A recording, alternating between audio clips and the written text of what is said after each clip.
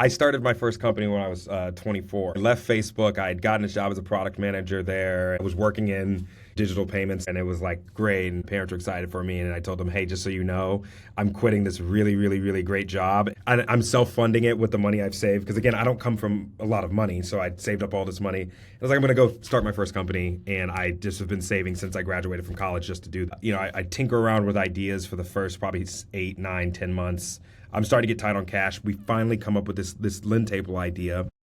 My co-founder and I, we founded on March 15th, 2020, and COVID happens like a week, 4 days later. We were building an employee benefit product at a time where unemployment rate went from like 3% to like 13%. Everyone, furloughs, they were like, dude, benefits, like, why would anyone give people 401k matches? Those might not even be here anymore. Like, what are you talking about? And so, doors slammed shut.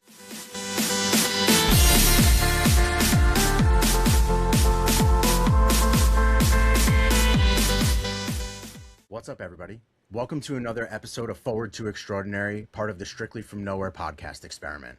I'm your host, Justin Abrams. I'm the CEO and co-founder of Cause of a Kind. We build software and websites for you.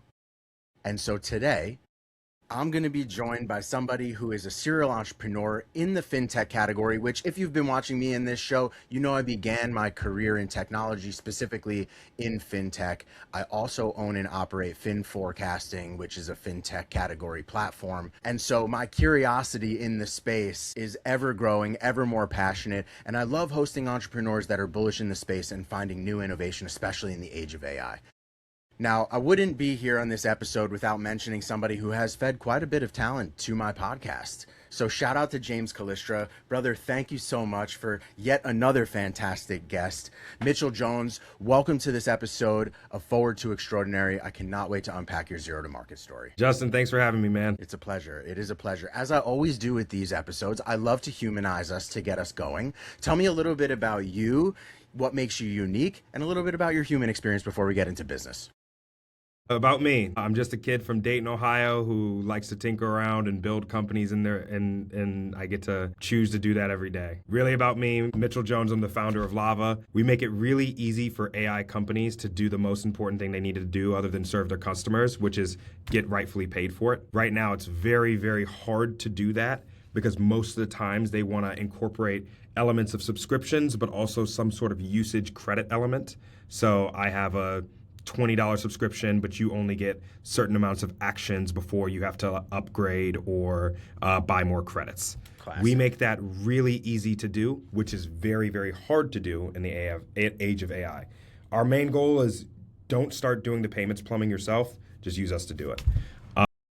The big thing about me is, I love building things that like either A, help people save and invest their money, or B, help businesses do more with less. That's Well, I'm going to blast you a little bit further back because that's you today and the value that you try to bring to the world through entrepreneurship. But let's take you a little bit further back, man. Like as a kid, if you were like me, you've always been entrepreneurial. Tell me a little bit about what entrepreneurship meant to you in your younger life. Yeah. I mean, so, in the traditional sense of like being a startup software founder, literally negative. I never didn't have that view. Right. Coming from Dayton, Ohio, the best things you could do if you were like a really smart kid, it was like doctor, lawyer, or politician. It was the things that you like when you're in like second grade and you're like, what do you want to be growing up? And then you say, I want to be a doctor. It was like those were the types of things that were available that you kind of knew about. I didn't know about software engineering as a field or those things. But what I did have was, my father, he was always entrepreneurial because he started his own little construction contracting business. And I saw him grow that and like go through hard times like 2008 where like that whole industry got absolutely hit hard and like the resilience of trying to reinvent yourself in that. My parents were always very, very forward about making sure they put us in a place where we could not only make sure we had to do the things we needed to do to survive and like have clothes on our back, food on our table, but also showing us we can swing for the fences. And getting to see that from my dad every day was something that was incredible, right? And it wasn't like he made millions of dollars at all, right? It wasn't that, but the whole point of entrepreneurship isn't about the revenue journey. It's about you building things that you really, really love and that you think the world needs. And when I get to ride around Dayton and see things that he built, right, and that's just like a sign of his entrepreneurship. Rest in peace to my father, but that's where my journey started. And, that was the thing that made me see that. Was I've always felt since I was a kid, I didn't know what I was going to do. If you had asked me when I was a kid, I would be a software entrepreneur, I wouldn't have even known. I'd be like, what is that? That's not a doctor. What are you talking about? So that's, yeah, it's funny. And honestly, first thing I maybe, would advise for anyone listening to this, if you're not from, San Francisco or New York City or all those things, your moment is coming. And now more than ever, you can just build things. The big thing is just like brick by brick. Your path just might not look the same, right? And that's the thing. Like for me, I was an outsider to start, and what I ended up doing was, and even me, I had a few advantages, right? Like I ended up being able to go to a really good school. I went to Yale University, and even though they're not really a software school, I got introduced to people who were in software, and that was how I got to do that. But my moment wasn't I dropped out of Stanford and then built a startup. It wasn't that. That's not how it is for lots of people. And you can imagine how many people have a very similar story to you, where they're looking at their family or their friends or like a token aunt or uncle or something like that, something that they're proximal to, where they're witnessing entrepreneurship happen. They're witnessing the build of assets, of vision, of being creative and expressive. And not every business needs to be built the same way. It's all built on curiosity. It's all built on you finding a lane that you're passionate about and is sustainable. And so it's never, you're 100% right. It's never been easier to ship, to build an idea, take it out of your brain, not have to deploy cash, not have to hire teams, not have to work with an agency. Today, you can just take a dream and build. And so I love that advice, because it kind of just opens up the opportunity for folks that are really scared of what the first steps are of entrepreneurship. Now, if you're anything like me, Mitchell, you didn't just go from, Yale University to entrepreneur. And so what was happening? Did you go work professionally first? Did you start in FinTech? Did you start in banking? Yeah. What was some of that early career looking like before you became an entrepreneur? Yeah, and again, that highlights it too. Most people think that entrepreneurship, at least in the software sense, is I started working on computers when I was fifth grade, and then did it from there. No, when I got to college, I still didn't know what I want to do. I still didn't know what software was when I was at, I didn't learn about that until, you know what I mean? You just fall into things sometimes, right? And for me, I actually did the most traditional rite of passage internships that every Ivy League kid always does. I went to an investment bank. There you go. And so that was what I did. Yeah. And so I was at Goldman Sachs for 2 summers. There you and go. There it is. Yeah, it's always one of them. And for me, first of all, I learned a ton there, right? They are one of the best systems building companies I've ever seen, right? They have a system and they expect people to work to that system. And they understand that the most important thing is you don't rise to the level of your goal, you fall to the level of your system. And so they're great at that. But, I was on the desk, I was on an investing desk, on a fixed income investing desk. All that means is bond investing, is the simple way to think about it. And at that time, this is more than, about 12, 13, 14 years ago now, Wealthfront, Betterment, Acorn, Stash, Robinhood, all of those companies were coming up. And I remember, being on an investing desk, being like, guys, what are we thinking about these tools? This is so cool. They're trying to make it so that my parents or people who know nothing about this stuff can save for retirement. That's awesome. Yep. What if we incorporated that? Can we do that? That would be Goldman Strategies, what they call active management back then, which is hey, those are what those companies are doing is taking these what are called passive funds, like ETFs, mutual funds, and they're combining them into a basket and giving that out. So they're just saying they're betting on the field, and if you bet on the field, you'll make money. And that is actually correct, right? That makes sense for most folks. Goldman was specifically working for a different audience. But that moment made me recognize, wow, these software businesses, this stuff is pretty cool, and they're doing stuff that is going to help people that I'm particularly interested in building things for.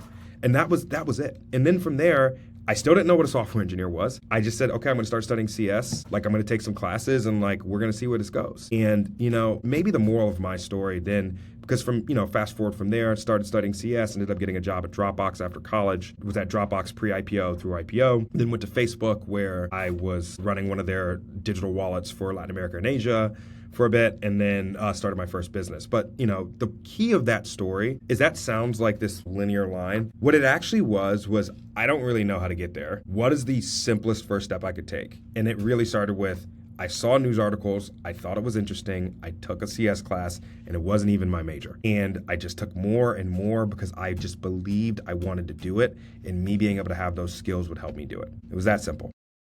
You know what I love about the story is it's totally human. Like it has nothing to do with pedigree. It has nothing to do with where you had your internship. It has nothing to do with where you got your first job. It really has to do with being a student of the current climate.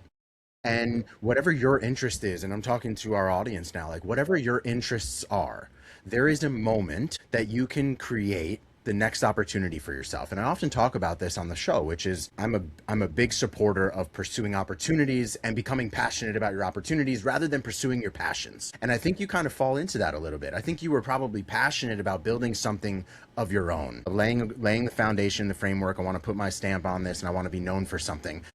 What that was, though, was opportunity that revealed itself. And the curiosity of how you get started, I think, is very human and very tangible for people these days. And you couldn't have just plugged the idea into Claude like you can do today. You had to go the old-fashioned route, which was, who do I know? How can I get started? What do I need to do first? So tell me how, twofold, how did we kind of stitch together these things back then? We call it back in the day. Like I started businesses back then too. How did we get curious? How do you go about that? And then what is the difference in building in today's climate that's giving you further acceleration to be curious? Yeah. Well, first and foremost, if anybody right now is like feeling paralyzed because they're feeling like AI is moving so much and every single day on X somebody says Claude Code killed these 15 ideas and these trillions of don't worry about all that. Actually, stop looking at it all. Yeah. The core of how you build something people want has not changed, right? If anything, actually, you can get to it faster. And that's actually exciting. Look at this from an abundance perspective and not a, like a closed perspective is like the first advice I'd give them. And like my process with Lava is similar to my process with LendTable, right? How I discovered Lava, which is what I'm working on now, is exactly the same. It didn't start in an LLM. It didn't start in any of those things. It started with me first just making observations about the world. And after those observations about the world, I got curious. There were questions I had, right? The reason I built my first company, it was a company that what we did was if you had this thing called a 401k match at your employer, it's just free money. Your employer will give you $5,000 if you can't afford to get on your own. We would actually front you the money if you couldn't afford to put up the money for your 401k match. We would front you the money so that you could get it from your employer, and then we would take our money back after we helped you get it. Right? And that was just a big payments problem. We had to learn how to get paid out of the 401k. But the point of this was the interest in that business came from I had worked at two great companies, Dropbox and Facebook, with great 401k matches. And I was like, man, a lot of people probably can't use this. Yep. And like, that sucks. They just can't sacrifice. They just can't, because you're going to feed your kids first every single time. And of course, the engineers can do both, but like not every single person there can. Maybe the EA can't, right? Like maybe someone else can't. And then I just asked questions. I just talked to people, right? I talked to like people to understand, was there actually something here? That has not changed. The way you build businesses today is you talk to people. You try to understand if there's something really there, right? The worst thing you can do is solve something for yourself, unless you're doing a hobby, right? Then solve something for yourself. You can be your first customer. But the real thing is don't look at X, don't look at all that stuff. Be curious about the world and then just talk to people. That's how I built LendTable. That's how I started Lava. With Lava, I was just sitting around and I was like, I just finished LendTable and I was like, I'm so curious about what are all the things I could build with LLMs. And then the first thing I recognized was what was blocking me was I wouldn't even be able to create the right business model because all the business models revolved around subscriptions. And the problem is you needed a usage element on every single subscription now. And there was no tool that could help me do that. So every time I was like trying to build something, I was like, I can't actually get paid the way I need to for these like fun apps I'm building open source. And like, I wouldn't be able to do anything with it. And so that was the observation there. And so, but it all started from an observation, and then I went and just talked to like dozens of people if I could. You know, I love the bright side of the entire equation, but brother, how many times have you been told no? Right, me too, man. Man, like, And I mean, that's where the juicy story is. yeah. So tell me a little bit about some times where the door slammed in your face and you're like, should I just pivot and go back to getting a full-time job? Should I just move on to the next, large style SaaS business? Like, what's your relationship with no? Yeah, I'll give you that. I'll give you that one because it's like I started my first company when I was 24. So I left Facebook. I had gotten a job as a product manager there, and like I was working in digital payments there, and it was like great, and my parents were excited for me, and I told them, hey, just so you know, I'm quitting this really, really, really great job, and I'm self-funding it with the money I've saved because again, I don't come from a lot of money, so I saved up all this money. I was like, I'm going to go start my first company, and I just have been saving since I graduated from college just to do this. Where some people can start right after college and do something, I couldn't. I needed to make sure I had money to do it. And so be me, and then I found my, I tinker around with ideas for the first probably 8, 9, 10 months. I'm starting to get tight on cash. We finally come up with this LendTable idea. And, my co-founder and I, we found it on March 15th, 2020. And COVID happens. Like 4 days like later. a week, 4 days later. Yeah. And then, why that's bad for the product we were doing. We were building an employee benefit product at a time where there was a very quick moment where unemployment rate went from like 3% to like 10, like it was like 12, 13%. Huge furloughs. Everyone furloughs. They were like, dude, benefits, like why would anyone give people 401k matches? Those might not even be here anymore. Like, what are you talking about? Like, and so doors slammed shut. And what ended up happening is all the great investor conversations that we were having, done, right? And we ended up having to cobble together about, we weren't able to raise a full seed round after that point. And, we're running out of money. We were funding our original loans ourselves. We were using our own money to give to customers. We believed in it that much. Wow. And so but now it's like, oh man, this is getting rough. Like we're running out of time here. And, there were two things that usually were happening that were making it even more stressful. The first one is that a lot of people didn't believe in us. Me and I was 24, my co-founder was 19, and they were like, dude, what do these kids know about? How could they possibly not think that we knew a bunch about payments, lending, and retirement? I don't know why they didn't think a 24-year-old and a 19-year-old didn't know anything about that. But charisma.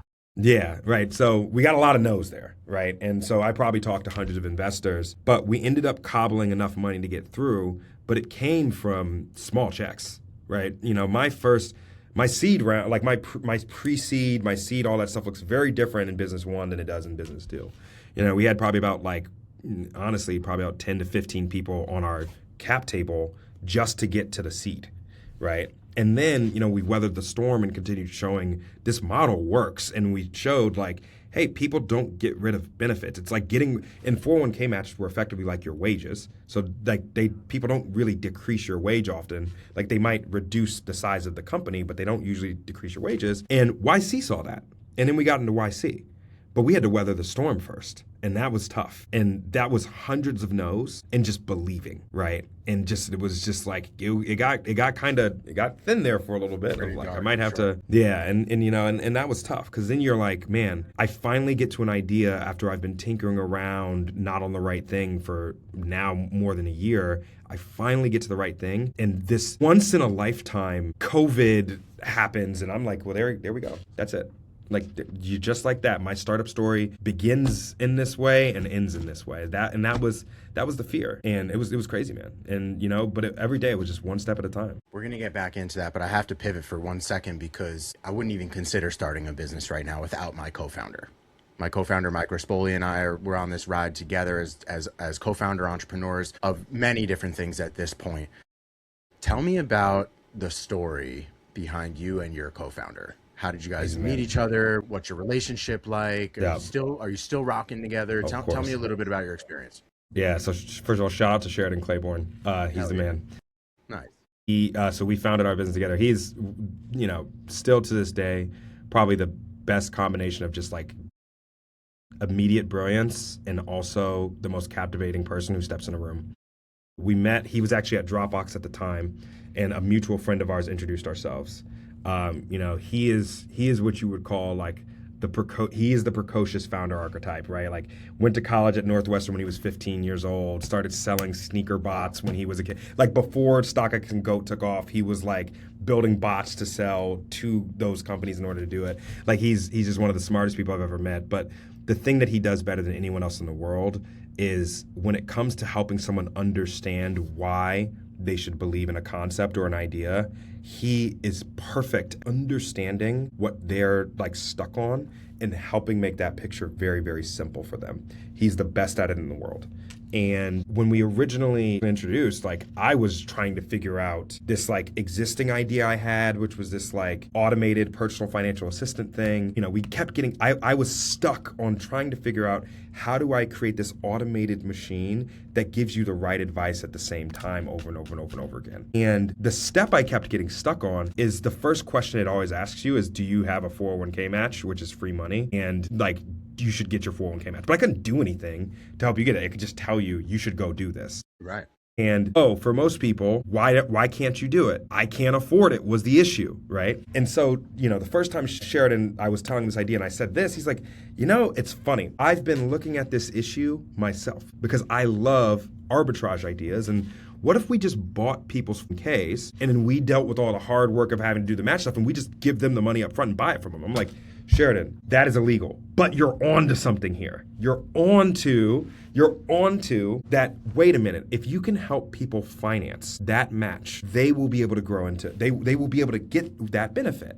And that's how we ended up actually recognizing it. But what I highlight here in that co-founder story was, first of all, when we originally met, it was just supposed to be just a catch-up call. Second of all, I was narrow-minded. I was thinking about all of this stuff that I had already built. And then, you know, a co-founder comes in who wasn't even my co-founder at the time, just broke down that wall. I was like, this is actually something that makes a lot of sense. And the moral of the story there is a great co-founder, if you're willing to listen, expands both of your worlds. It makes you both see things that you weren't expecting before or weren't prepared for before. And that's one of the values. The other thing is, when you have a co-founder, the highs are higher and the lows are just a little bit less low. And that is really the value of it. And I think Sheridan and I, we needed each other in order to get through a lot of the things that we were trying to figure out both in our lives, but also in the company. And so, you know, my answer to you is like, your co-founder, if you guys weather the storm, it's a relationship that you always will have. And, you know, I think that was like super important for us. So let me just tell you a little bit about me and my co-founder. And the reason why I'm going to tell you this is because it is quite different how we met than how you guys met. And I'm going to double down and ask you the question of like,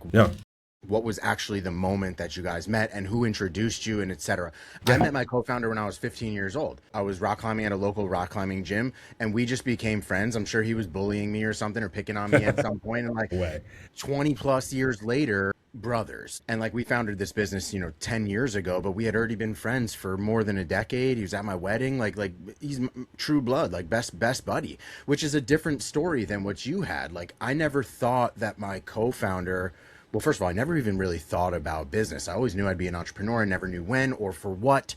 My story's like a little bit different in that we just both wanted to try and build something, burn the midnight oil against our careers, and the world wanted us to be co-founders and try and build something together, which is a little bit different from your story. So the purpose of this question is the audience is thinking, I don't want to go at this alone. The highs are higher with a co-founder. The lows are less low with a co-founder. It's shared struggle. It's two brains on one problem, maybe 3, 4, 5 brains, depending on what co-founder configuration looks like. For those that are curious about where do I find a co-founder, I speak to a lot of young people, especially college age, that are just, the world is their oyster, and they could be literally vulnerable sitting next to their future co-founder at some type of meetup or hackathon or in your classroom or whatever. So what is your moment that you met your co-founder? Yeah.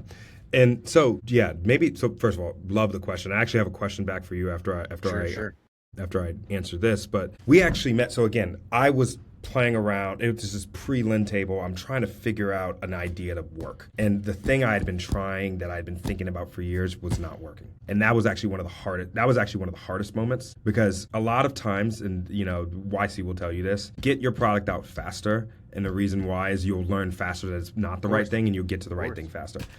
I had been thinking about this in my head as I had been saving money and like trying to figure it out and like doing all this research. And then the real life is hitting me and it's just not the right thing. I'm like trying to figure out, like the person I was originally working on this project was like, I don't see it has legs. I'm out of here. Right. And so now I'm like stuck by myself trying to figure it out, burning cash. And a good friend of mine whose wedding I'm actually going to be in, he worked at Dropbox with me, was like, hey, shout out to Parker Wolf, was like, hey, there's this, this guy I work with. I think he's really, really smart. He's interested in a lot of the same stuff as you. And, for me, I'm like, that's great, but what is he doing? Is he trying to, like, can he solve my problems on the engineering front and all this? Like, that was how I was thinking about it at the time. But I still said, fine, I'll take the meeting. And little did I know, I was like, shoot, like, you are one of the smartest people I've ever met in my life. And, like, I think that was a lesson for me to, one, always say yes to a meeting, but two, like, always, like, never underestimate what, like, meeting someone could be. And so I didn't know Sheridan at all when we first met. And it was just because a really good friend of mine suggested I do it. And then I was like, fine. He came over to my co-working space. We were supposed to chat for 30 minutes at the end of the day. It was like probably 7 o'clock when he came over. It was supposed to be like a 30-minute call.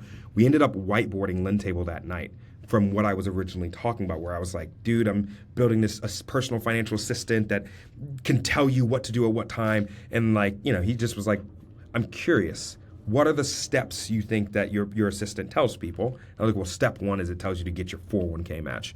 But, most people die on that step. And I'm like, the reason why is because $24 billion goes unmatched every year. And he looked at it from a completely different angle from the first time we talked. And that was when I was like, oh, holy shit.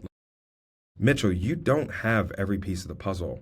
And it was silly for you to think that you could figure out every single piece of the puzzle by yourself. And then it became a thing of like, wow, that made me, from my perspective, want to meet with him again. It's like, how do we think about this? And, then you go forward a couple months, I threw the other stuff aside and I was like, okay, let's try it. Let's figure it out. And so I would, bike over to Dropbox after I'd been working all day because he was still technically there. And then we would work there at night and like, we would do that over and over again. And that's how that happened. And, but it came from a trusted friend, did an intro, and I took it.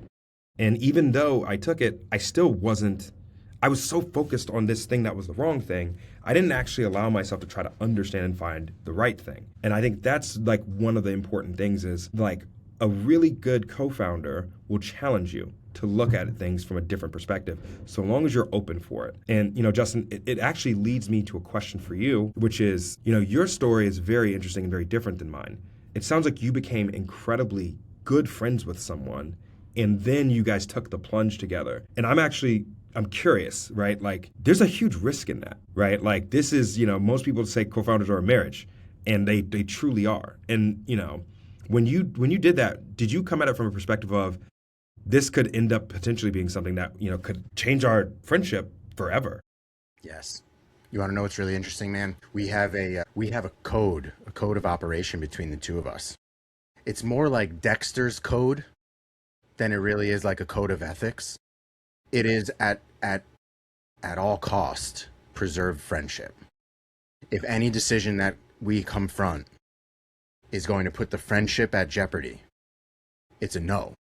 And so we have another basic code that's on top of that. That's the foundation. Is this decision going to impact our friendship? If not, don't make the decision. Err on the side of friendship. That was always the true north. The code then matriculates into, if it's not a resounding yes, it's a no. If both of us do not agree, it's a no. And it could be a no for now. It could be a no till we get more information. It could be a no because I'm not educated on the topic. But if it's not a hell yes, it's a no. And that's like those two pieces, friendship first. And a lot of people get that wrong in co-founders. And that might not be the chemistry between you and your co-founder. And it may not be that the best of advice to get into business with family or dear friends or whatever. Typically because you don't have a joint code of conduct that you operate through all tribulation. You have to err on the side of pain. Being an entrepreneur is synonymous with trouble. And so how you navigate the hard times is actually the answer. The good times, everybody wants to be rich and famous. Everybody wants to have a great, cushy life. Like, imagining all of that stuff is great, but we actually imagine the worst case scenario. I built an entire financial tracking platform for worst case scenario simulation, not best case scenario simulation. Like, the whole idea is preservation. How do you not die? That's the name of the game in business. How do I raise more money? How do I find new capital? How do I preserve customers? Like, et cetera, et cetera. The whole game is don't die. So if I simulate what death looks like, well, I can sleep a little bit better at night. We know what our roles are. I know what levers I have to pull. I know my worst case scenario. My relationship with him was built on literal preserve, don't die, rock climbing, like save my ass if I fall. So implicit trust is there. Like, I know without a doubt, he has my best interest. And You so know what I think when is you interesting there? knew, Oh, sorry.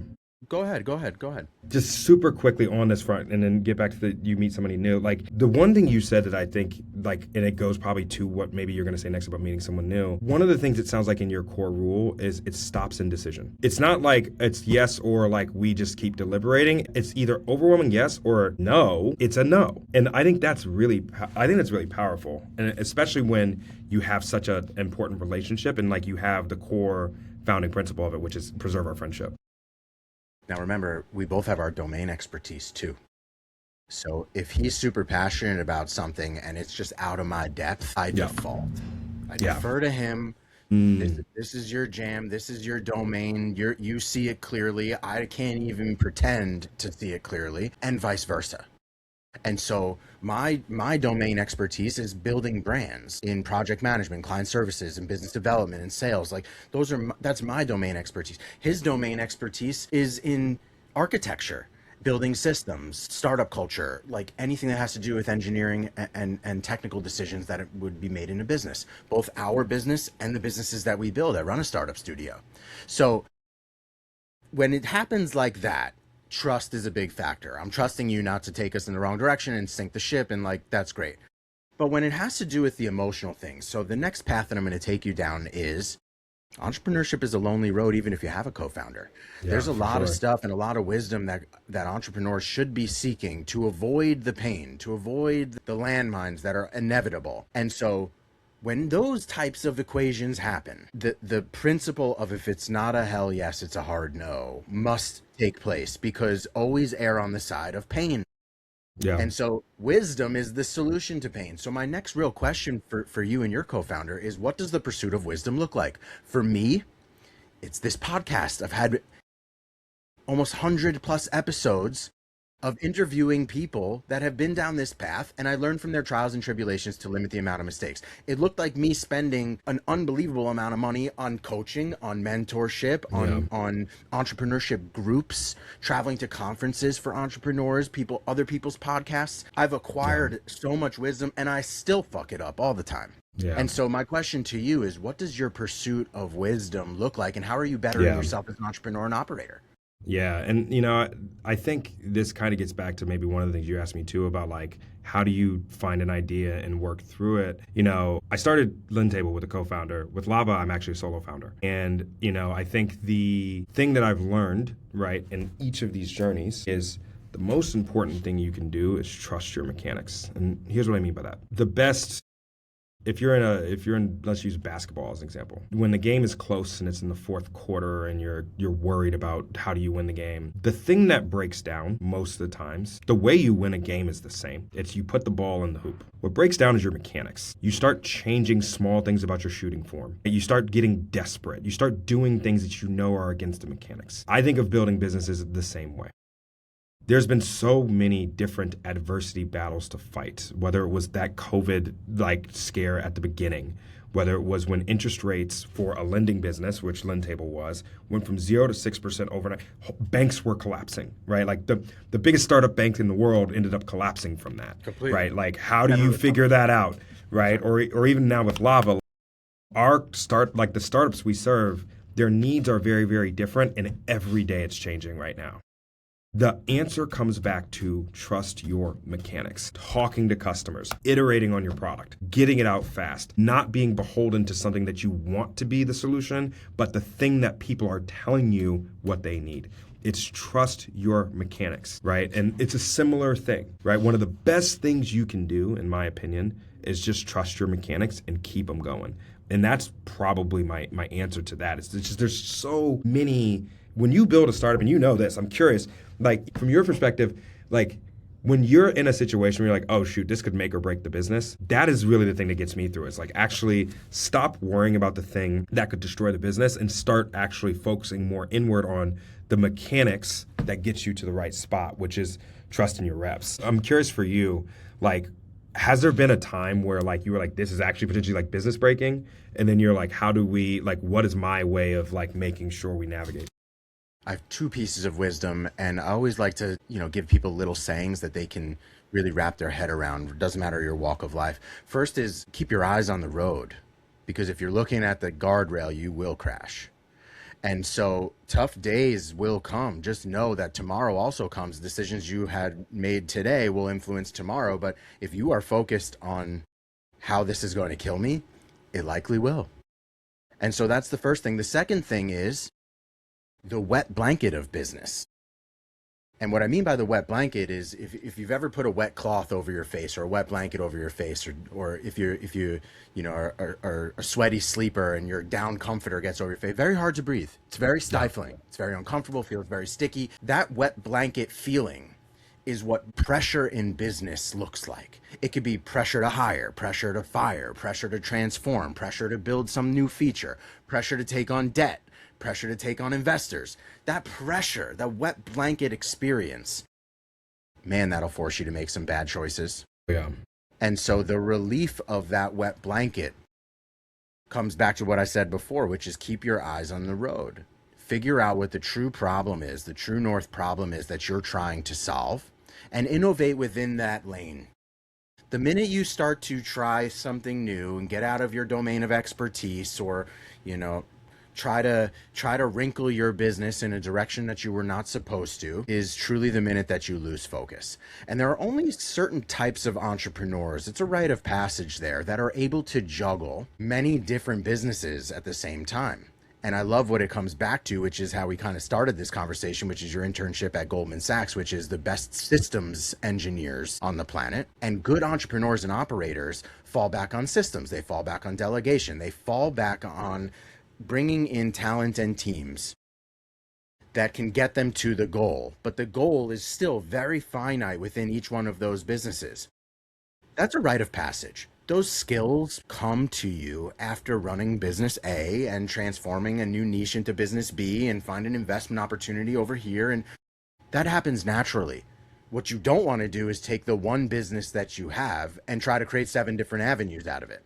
Oh my goodness, man. Like, this is one of those things where, yeah, actually, this is a good little nugget of wisdom of like, when, it's like the question that everyone has is, should I pivot? Should I do something else?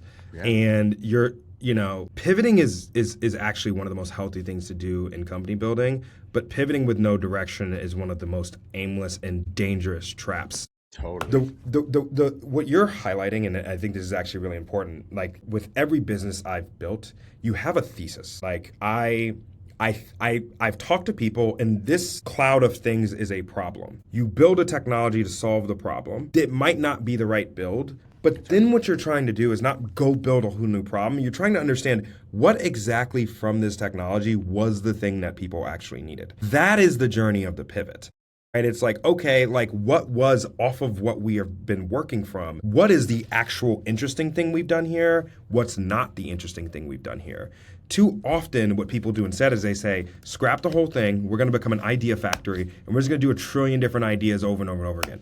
And like, the temptation to do that is actually quite high in AI right now, because you can prototype so quickly, right? You can prototype faster than you ever could. Totally. But you're hitting a very fine point, right? It's not about, sometimes people are like, oh, well, pivoting is the important thing to do. And others are like, no, it's not. It is. But the pivot isn't just scrap your business. It's what did we build that is interesting, if anything. And you might end up finding nothing is interesting about what you built. But that is the thing you have to look yourself in the mirror and keep asking yourself is, okay, the first thing I did wasn't maybe perfectly interesting to a business, right? What actually was, right? And so for me, automated assistance was not truly that interesting to businesses. They were like, we don't want to take the risk. We don't want to be a fiduciary and all this stuff. But what was interesting was the first nugget of that problem was really real for the end user, which was I'm not saving for retirement, and my employer employer wants me to help me save for it, I can't even do it. And, I think even now with Lava, it's a similar thing. It's like, wait a minute, there's a very obvious problem, which is making money in the era of AI looks very differently because humans aren't the ones paying for everything. And then it becomes, how do we make sure businesses can still get paid, right? The technology is going to shift a lot. And that is the seeing through the trees there. But what that means is there could be in any journey a lot of different pivots to make sure you're pivoting to the right thing you're building. And I think that's a real good nugget that you had there. And it's one that I constantly pressure our team on. There's a difference between being curious and innovating and learning from your current problem statement and chasing squirrels. There's a big difference. Squirrel chasers, man. And so I implore anybody to remain curious about your business, remain a student of your current climate. There's no better way to think about innovation and the new killer feature than to interview your current customers, make that part of your customer success program. And of course that kind of changes and wrinkles by industry. Am I B2B? Like, who's my stakeholder? Am I like direct to consumer and need mass NPS? Like, how the sausage is made is less relevant. It's more about how do you remain curious and how do you innovate accurately rather than say, I'm going to chase that idea. I'm going to totally pivot this business. It's not going to look anything like it does today. And I'm going to totally move in a different direction. There's a skill to that too. There's a place in time where that skill does become valuable. Mr. Wonderful would say, take it behind the barn and kill it. That's not pivoting. That's reality. And so there's a bit of a difference between pivoting for innovation and pivoting for total collapse and change your path in life. And there's a science to that, of course. Listen, man, we as we round third base here, I always love to give my guest the final thought. Typically, these are quite cathartic conversations, and I can't possibly cover every angle that your brain is going through right now. Any final thought, anything that comes to mind that you have questions of that may benefit the audience? I always love giving the final word to my guests. Yeah, man. I think the final word I would say is just the most important thing you do when you don't really know how to get to the end destination is focus on the probably obvious thing that you can do right in front of you. And that's not Mitchell of Lava talking to you. That's like Mitchell who was at his summer internship and was like, wait, I think this Robinhood thing and Wealthfront thing are really cool. And I know nothing. I'm just learning about this technology industry for the first time ever through this news article. How do I get there? Right.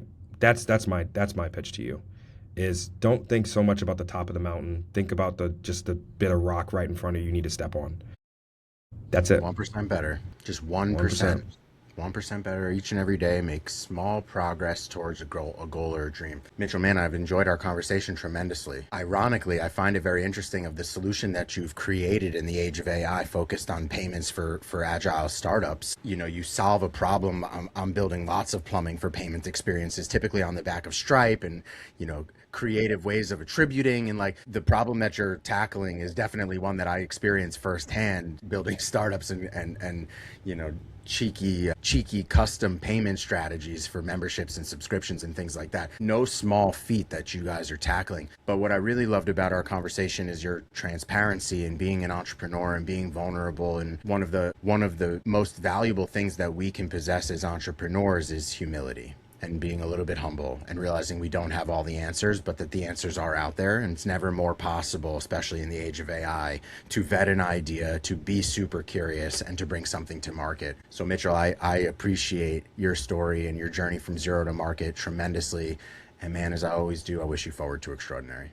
Love it. And thank you for having me on the pod, and just everyone out there, keep building. And if you do ever need some advice on some payment stuff, you guys know what to call Lava. That's the last thing that we'll do is how can everybody get in touch with you? I know you're active on LinkedIn and other social media platforms. Of course. Where can we find you?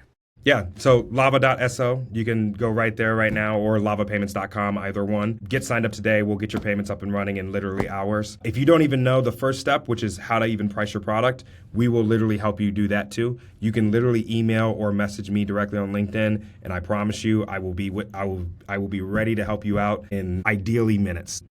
Don't be afraid to take the first step. We'll help you there. We'll get you up there fast. And if you're trying to figure out how to make your business model work, that's exactly why you come to us. Don't do the AI plumbing. We'll do the AI plumbing. Amazing.